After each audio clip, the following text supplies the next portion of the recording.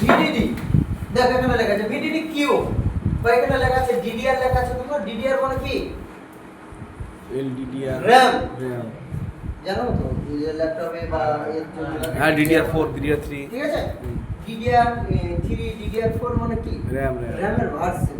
কোন version? DDR4 DDR3 DDR5 এইটা version. যেমন আচ্ছা। তোমার মোবাইলে তোমার এতে দেয়া আছে, তোমার মোবাইলে দেয়া আছে DDR4, তুমি স্টোরেজ আইসি চেঞ্জ করছো, স্টোরেজ আইসি চেঞ্জ করছো, স্টোরেজ আইসি চেঞ্জ, ওই স্টোরেজ আইসি ভার্সন আছে DDR5, তাহলে এর সাথে কানেকশন নেবে? সিপিইউর সাথে নেবে? নেবে না। সেই ভার্সনের ব্যাপার। যে মোবাইলে হয়তো র্যাম চেঞ্জ করতে গেলে কোনো প্রোগ্রামিং লাগে না। তোমার মোবাইলে 128 জিবি আছে, 8 জিবি র্যাম, 128 জিবি রোম। তোমাদের আছে র্যাম রোম আলাদা বসানো আছে, কিছু কিছু মোবাইলে র্যাম রোম একসাথে থাকে আর আলাদা থাকে। তোমার হয়তো দেখা যাচ্ছে র্যাম খারাপ, র্যাম কাজ করছে না, র্যাম চেঞ্জ করলাম, র্যাম চেঞ্জ করলে 8 জিবির জায়গায় তোমাদের কাছে তোমার 12 জিবি র্যাম বসিয়ে দিলাম। এর জন্য কোনো প্রোগ্রামিং লাগে না, এর জন্য কোনো প্রোগ্রামিং করতে হয় না, ডাইরেক্ট তুমি র্যাম চেঞ্জ করে দিতে পারবে। স্যার বলটা মিললে হবে, বল মিললে হবে, বল মিললে হবে। বলের সাথে তোমার কি ম্যাচ করতে হবে? ডিডিআর ম্যাচ করতে হবে। কোন ডিডিআর? তুমি হয়তো যে কোনো মোবাইলে তুলছো, তার হয়তো তোমার দেখা যাচ্ছে DDR4, DDR4, তুমি যে মোবাইলে লাগাবে তার র্যামের DDR আছে 5, তখন কিন্তু ম্যাচ করবে, ঠিক আছে। RAM কি ও RAM খারাপ হয় কি কারণে স্যার? DDR4 আর DDR5 আজকে খারাপ কারণ না, আজকে খারাপ হতেই পারে। DDR4 মানে কি প্রবলেম আসবে এটাই বলতে চাইছি। ওটা 50 60 70 80 স্টক হয়ে দাঁড়িয়ে থাকতে পারে। সিপিইউ যখন দেখো সিপিইউ সাপ্লাই, সিপিইউ পাওয়ার কি মারলাম, পাওয়ার কি মারার পরে তোমার দেখা যাচ্ছে পাওয়ার কি মারছি, পাওয়ার কি মারার পরে হয়তো দেখা যাচ্ছে 50 60 70 যাচ্ছে, ছেড়ে দিলে ছেড়ে দিলে, ঠিক আছে। সিপিইউ ঠিক আছে। আচ্ছা সিপিইউ কতক্ষণ যখন তোমার এমএমসি লাগানো থাকবে, মিডিয়াটেক সিপিইউ বা কোয়ালকম সিপিইউ বলছি, যখন তোমার সিপিইউ ওকে থাকবে, স্টক হয়ে দাঁড়িয়ে থাকবে। সিপিইউ যদি খারাপ হয়ে থাকে তাহলে 0 চলে আসবে, ঠিক আছে। এমএমসি স্টোরেজ আইসি তুলে নাও, স্টোরেজ আইসি তুলে নাও, বা র্যামও তুলে নাও, সিপিইউ তোলো, সিপিইউ তুলতে হবে, পাওয়ার কি মারো, দেখো স্টক হয়ে দাঁড়িয়ে আছে কিনা। যদি স্টক হয়ে দাঁড়িয়ে না থাকে 0 তাহলে সিপিইউ কাজ করছে না। যদি মিডিয়াটেক কোয়ালকম সিপিইউ হয়, তোমার সিপিইউ ওকে থাকলে স্টক হয়ে দাঁড়িয়ে থাকবে, 70 আইসি স্টক হয়ে দাঁড়িয়ে থাকবে, 70 আইসি স্টক হয়ে দাঁড়িয়ে থাকা মানে সিপিইউ ঠিক আছে, র্যাম রোম কাজ করছে না, ঠিক আছে। আর র্যাম রোম যখন কাজ করবে না, সর্বপ্রথম আমাদের কি করতে হবে? র্যাম রোমের জিআর প্লাস ভোল্টেজ চেক করতে হবে, জিআর প্লাস ভোল্টেজ চেক করতে হবে। হয়তো দেখা যাচ্ছে কোনো হয়তো DCC VDD VDD Q R VDD 1, এই তিনটে লাইনের মধ্যে হয়তো একটা লাইনে ভোল্টেজ বেশি, বা একটা লাইনে জিআর চেক করছে, জিআর শর্ট, সেক্ষেত্রে তোমার অটো পোর্ট থাকতে পারে, 70 80 স্টক হয়ে দাঁড়িয়ে থাকতে পারে, দাঁড়িয়ে থাকতেই পারে, ঠিক আছে। শুধু যে আমি কি রিভলভ করলাম, রিভলভ করার পর চালু হবে তা নয়, যদি প্রবলেম থাকে তাহলে প্রবলেম সলভ করতে হবে। আর রিভলভ করলে শুধু ড্রাই সলভ আছে, রিভলভ করে নতুন করে পিপিটি বসাবো, সেট চালু হবে, এটা ঠিক আছে। আমি বলছি সিলিং করে দেবো, লিখতে হবে না,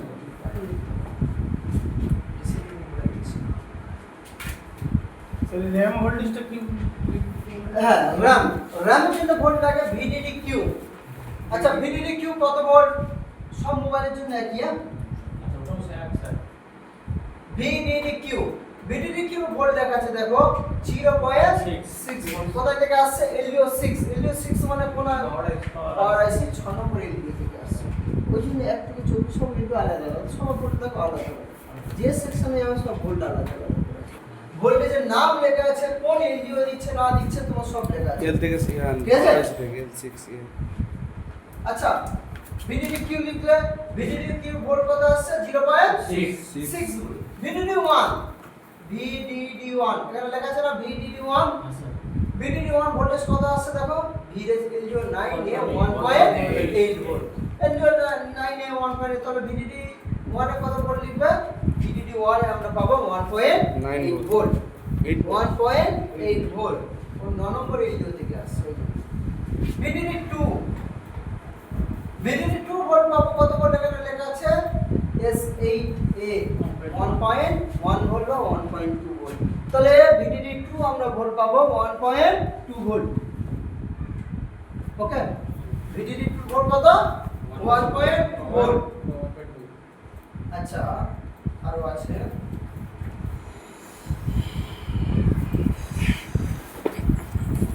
আর বাদ বাকি লেআউটে গেলে দেখতেই পাওয়া যাবে। সবই দেখতে সব হবে। সব ভোল্ট এখানেই পাওয়া যাবে না হ্যাঁ একটা করে ক্যাপাসিটর মেরে দেখাচ্ছে দেখো ডাটা 0 ডাটা 1 দেখো এগুলো সব ডাটা লাইন এগুলো হচ্ছে তোমার রোমের প্রোটোকল রোমের line data 1 data 2 data 3 data 4 data 5 এগুলো রোম পার আইসি সিপিইউ টু রোমের সাপ্লাই ঠিক আছে কিভাবে ডাটা আদান প্রদান করবে যেহেতু প্রোগ্রাম যেসব চলছে কিভাবে আদান প্রদান করবে ঠিক আছে র্যামের জন্য প্রোটোকল কি আছে র্যামের জন্য প্রোটোকল আছে তোমার এই ডাটা লাইন আছে ডাটা লাইনে থাকার সাথে সাথে তোমার নেক্সট বললাম রিসেট লাইন আর এই হচ্ছে তোমার ক্লক লাইন ঠিক আছে হ্যাঁ, সেল এই ক্লক লাইন আবারও নেক্সট মারার পরে দেখো এফ পার্ট হচ্ছে তোমার ওই ভোল্টেজ লাইন নেক্সট মারার পরে সি পার্টে তোমার দেওয়া আছে তোমার এগুলো সব হচ্ছে তোমার আইকিউ আর ডাটা ইউবিআই প্রোটোকল দেখাচ্ছে দেখছো ইবিআই ক্লক ঠিক আছে জিরো ক্লক 1 যেরকম তোমার বিপি প্রোটোকল যেরকম দেয়া আছে এগুলো হচ্ছে ইবিআই প্রোটোকল এগুলো হচ্ছে র্যামের জন্য এর জন্য যদি একটা লাইন যদি মিসিং হয়ে যায় র্যাম যদি একটা সাপ্লাই ধরুন আমি আইসি করার পর আমি দেখছে এই লাইনটা হয়তো এখান থেকে মিসিং হয়ে যাচ্ছে ব্যাস সেট অটো পোর্ট মানে 70-80 স্টপ হয়ে থাকে কেউ অটো পোর্ট চেক করতে জানো কি না জানো না জানো তুমি ল্যাপটপে লাগাবে দেখ সর্বপ্রথম কি করতে হবে ডিভাইস ম্যানেজার এই হচ্ছে তোমার এইখানে গেলাম ডিভাইস ম্যানেজার লেখা আছে না হ্যাঁ ডিভাইস বলে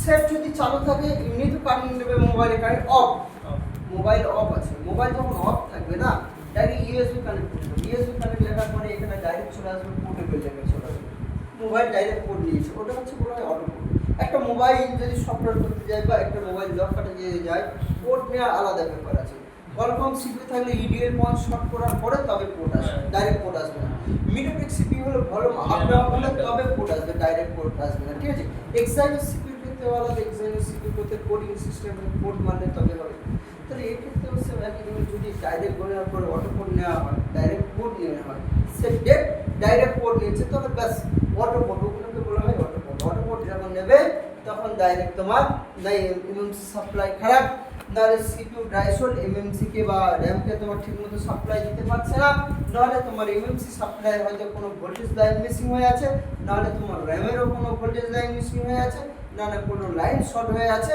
নাহলে তোমার কোনো এমএমসি হয়তো তোমার স্টোরেজ আইসি হয়তো তোমার হেলথ খারাপ হয়ে আছে এই কারণে অটো তার আগে অটো পোর্ট নেবেন একটা মোবাইল ডেড মোবাইল যদি একটা অফ মোবাইল যদি ডাইরেক্ট চার্জে বুঝি কোনো মোবাইল যদি চালু থাকে ডাইরেক্ট চার্জ হবে পোর্ট দেবেন একটা মোবাইল ডেড টোটাল বুঝলাম বোঝার পরে এখানে ডাইরেক্ট আমরা সিপিইউটা কানেক্ট দিয়ে নিচ্ছে সিপিইউ মানে কি মোবাইলের যে সিপিইউ পোর্ট কেবল সিপিইউ ডাইরেক্ট পোর্ট দিয়ে কানেক্ট নিয়ে নেয় ব্যাস সিপিইউ যখন ডাইরেক্ট পোর্ট নিয়ে নেবে তখন তোমার এই কারণগুলো করতে হবে না তোমার কোনো বিপিএস লাইন চেক করতে হবে না তোমার কোনো বাগ লাইন চেক করতে হবে কিছুই চেক করার দরকার নেই ডাইরেক্ট তুমি দেখো এই সিপিইউ তোলার পরে ডাইরেকশন হয়ে গেলেও পোর্ট নেই ডাইরেকশন মানে কি ডাইরেকশন মানে সিপিইউ টু র‍্যাম রোমের সাপ্লাই ঠিকমতো কানেক্টিভিটি হচ্ছে না লুজ কানেক্টিভিটি হচ্ছে যখন লুজ কানেক্টিভিটি হবে তখন অটো পোর্ট দেবে ঠিক আছে বা তোমার কি হচ্ছে র‍্যাম রোমের যত ভোল্ট আছে 5টা ভোল্ট আছে VCC Q VDD Q VDD 1 এই 5টা ভোল্টেজের মধ্যে একটা ভোল্ট হয়তো মিসিং হয়ে গেছে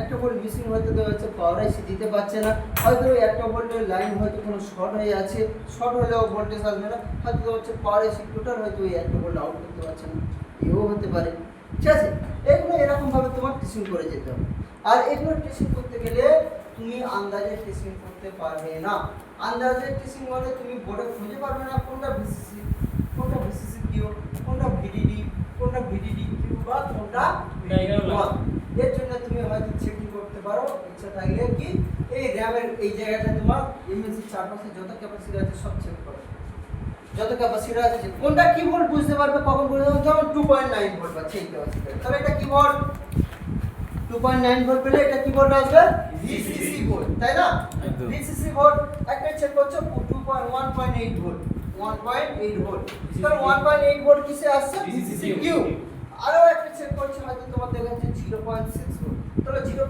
ভোল্ট কিসের ভোল্ট ভিডিডি আরো একটা ভোল্ট আছে তোমার 1.2 ভোল্ট 1.2 ভোল্ট চেক করছি তোমার এটা কিসের ভোল্ট আসবে ভিডিডি 2 আর ভিডিডি 1 ও আসবে তোমার 1.8 ভোল্ট এই 1.8 ভোল্ট এই 1.8 ভোল্ট একই হয়তো তোমার এখানে একটা ক্যাপাসিটর এর লাগা আছে এখানে একটা ক্যাপাসিটর এর লাগা আছে সেই জন্য 1.8 ভোল্ট 1.8 ভোল্ট পেয়ে যাচ্ছে কিন্তু এটা বুঝতে পারবে না এটা কি কিউ না এটা তোমার ভিডিডি 1 ঠিক আছে তার জন্য এবার শুধু তোমাদের ডায়াগ্রাম চেক করতে গেলে কি করতে হবে ডায়াগ্রাম চেক করতে গেলে সিস্টেম দিয়ে দাও লক করা স্যার অটো কোডটা যেটা দেখালেন ডাইরেক্টলি অটো কোড যদি নিয়ে নেয় তাহলে ভাববো সিপিইউ ঠিক আছে ডাইরেক্ট যদি অটোকোড নেয় অটোকোডের কারণ দু রকম স্টেপে হয় এক তোমার সিপিইউ যদি ড্রাই সোল্ড নেয় অটোকোড হয় আর দুই হচ্ছে এমএমসি সাপ্লাই খারাপ থাকে অটোকোড হয় এমএমসি সাপ্লাই খারাপ এমএমসি খারাপ মানে সিপিইউ কি ওকে সিপিইউর কারণে অটোকোড নেয় সিপিইউ কারণে অটোকোড নেয় সেক্ষেত্রে যদি অটোকোড নাই তোমার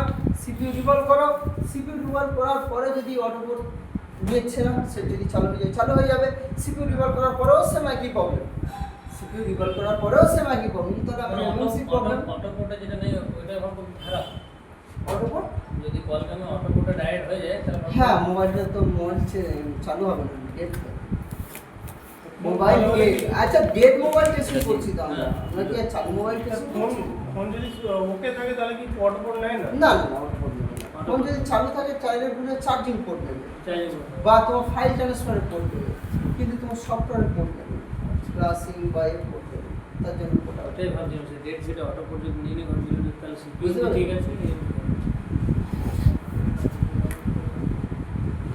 অটো কোড নিয়ে নিলে ভাববো সিপিইউ আচ্ছা কি হয়েছে সিপিইউ বা এমসি খারাপ এখনো কনফিউশন লাগে বলো অটো কোড ব্যাপারটা এই যে কোড বুঝছি এই যে অটো কোড ব্যাপারটা অটো কোড আসছে বলছেন বা আসছে না বলছেন এটা তো কনফিউশন আসছে না কম বলো না আসছে যদি অটোপোর্ট নেয় যদি না আসে তো সব চালু হয়ে যাবে আচ্ছা আমি কি বলি যদি অটোপোর্ট না হয় তাহলে অন্য কোনো ডেট সেট অন্য কোনো কারণ ফল্ট আছে অন্য কোনো ফল্ট আছে না, এই জিনিসটা কনফিউজ হচ্ছে মানে অটো কোড যদি হয়ে যায় মানে এটা এই কানেক্ট করলে টিপতে হবে। ডেট আছে না কোড কোনো কিছু টিপতে হবে কোড যদি নিয়ে আসতে হয় কলকম সিপির জন্য ইডিএল শর্ট করে করতে হয় ঠিক আছে তাহলে ইডিএল শর্ট করার ক্ষেত্রে তোমার ডেট মোবাইলে কিছু শর্ট করছে না ডাইরেক্ট হচ্ছে কোড দিয়ে দিচ্ছে দিয়েছে ব্যাস তাহলে এটাকে বলা হয় auto। বললাম তো ডাইরেক্ট কোড ডাইরেক্ট এখানে ডিভাইস চলে আসছে ডিভাইস ম্যানেজারে চলে আসছে পোর্টেবল টু ডিভাইস হ্যাঁ। বা তোমার কি সিপিইউ ডাইরেক্ট চলে আসছে কলকম সিপিইউ ডাইরেক্ট চলে আসছে হ্যাঁ তাহলে এটা তো অটো এটাকে বলা হয় অটো মিডিয়াতে মিডিয়াতে করার পর অটো কোড নিয়েছে Right. অটো কোড নেওয়ার কোনো প্রবলেম স্টোরেজ আইসি প্রবলেম নালে সিপিইউ ড্রাইভ ব্যাস ঠিক ঠিক আছে মানে অনেক সময় হয়তো আমি ডিসপ্লে চেক করছি তাও বড় কনফিউশন আছে হ্যাঁ ডিসপ্লে চেক করছে 70 80 স্টক হয়ে আছে বাস 70 80 স্টক হয়ে আছে মানে আমার কি প্রবলেম এমএমসি প্রবলেম বা সিপিইউ ড্রাইভ বাস সিপিইউ এমএমসি চেক করার পরে তুমি এবার কি করছে ডাইরেক্ট কোড আছে এটা থেকে ডিসপ্লে চেক করে দিলাম স্যার ডিসিপিএস এ যেমন দেখা যাচ্ছে ফ্ল্যাগশিট হচ্ছে 228 যাচ্ছে ওই ফ্ল্যাগশিট হচ্ছে সিপিইউ প্রবলেম রাস্তা একদম দেখো 228 যাচ্ছে ওর নিচে ফ্ল্যাগশিট হচ্ছে আর কমছে না বাড়ছে না মানে কমাবার 150 ভেতরে হচ্ছে 150 থেকে 250 হ্যাঁ সিপিইউ ড্রাইভ না